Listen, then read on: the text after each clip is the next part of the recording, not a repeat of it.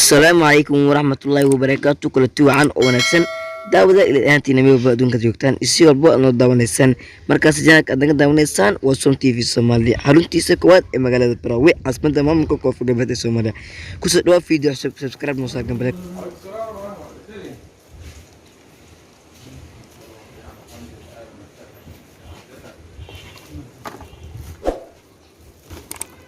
وبركاته دمتي وسلامتي halkaan naga daawanaysaan oo Som TV Soomaaliya waxa idin leeyahay waxa ku tahay oo wanaagsan maanta waxaan joognaa isbitaalka weyn ee magaalada Barawe waxaan soo kurgalnay in waxaan ka wadino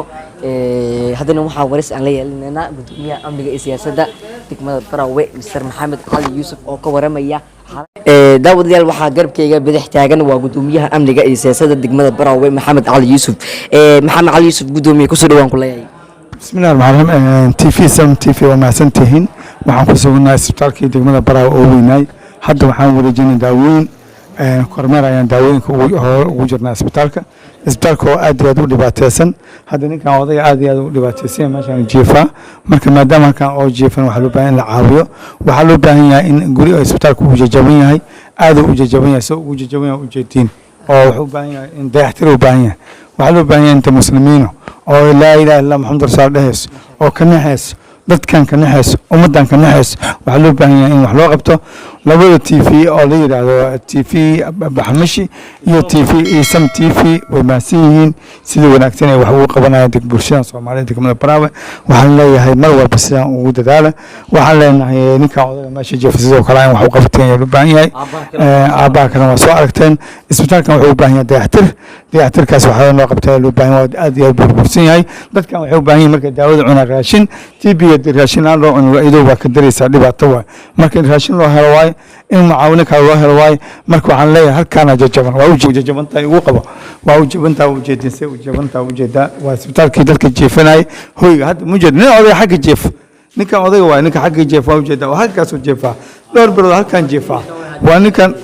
ninka dhowr bilood meesha jeefa wax uu qabto male Barawe wadana indhaha isku haysanaa waxaan leeyahay inaan inta muslimiina oo nacaysa majaalidaha ama cid walbaba in saan TV-dan ma soo aritay ummadan Soomaaliyeed waxay u qabatayaan rabnaa insha Allah waxaan rajaynaynaa in dayactirsan bilooyinka soo socda aan helno annagana waxaan leenahay inta wax fahmayso waxaan rabnaa hay'adaha oo hadda enjoyada ama waxyaabaha oo ka socda constructionada waxa socdo oo dhismaha ku shaqo leh ama hay'adaha isbitaalada dhis waxaan ka codsaynaa in isbitaalkan dhisaan oo TB-ga degmada Barawe qof bini aadan halka ku nool waa u jeedaa biyo intuu ka soo daadan marka oo xanuunsan weli marka waxaan rabnaa in dadka wax loo qabto nin walba gacantiisa jabka geliya siiba qaasada koonfur galbeed waxaan leeyahay xildhibaanada koonfur galbeed waxaan leeyahay jabkiina gacanta geliya dadka masaakiinta reer Barawe wax u qabta idinka aqri ajri xasanad ay kala doontiin shacabkan way ku faraxsan yihiin waxaan rabnaa muslimiinta jaalidaha UK waxaan gudoomiyaha jaalida UK gudoomiyaha jaalida Mareykan America waxaan ka codsanaynaa sidoo xalay ayaan kulana qaar ka mid inta yimaadeen oo gudoomiyaha waa xalay ayaan kulana waxaan rabaa in sidoo kale isbitaalka ka qayb qaataan xagga muxuu soo celinta bilicda iyo waxyaabaha ka qayb qaataan dhismihiisa dadkana wax loo qabto daawooyinkana waaba everba sikwaay in daawooyin loo keeno waxaan ka codsaynaa madaxda koonfur galbeed waxaan ka codsaynaa in daawooyin isbitaalkan degmada Barawe la soo gaaro nooc walba ha ahaado in la soo gaaro ayaan ka codsaynaa waa mahadsantahay wabillahi tawfiiq aad iyo mahadsantahay gudoomiye halkani waa caasimada rasmiga ee maamulka koonfur galbeed ee Soomaaliya marka isbitaalkiina waa u jeedaan dayactir u baahan yahay marka ma ka warhaysiin ina uu aan yiraahdo jabkan oo burburkan oo hadda qof oo caafimaad oo keenay isbitaalku halkaas jiifa u jeedaan marka ma ka warhaysaan ka maamul ahaan degmada Barawe waa ka warhaynaa waa u jeedaan ka warhayn dadka